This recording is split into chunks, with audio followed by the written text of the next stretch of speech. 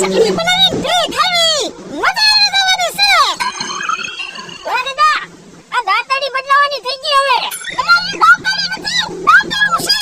મારા દાદા લાવ્યા હતા દાંતડી થઈ ગઈ.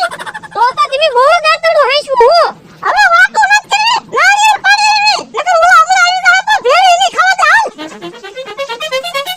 યો મારી દાંતડું નારિયેળ પાડી આવો. હું તને પગાર આપું તું મને પગાર આપે. પગાર તમે આપો તો તારે નારિયેળ કરવાનું હોય. પણ હું પડ્યો હોય તો હજી લગન મારા બાકી છે.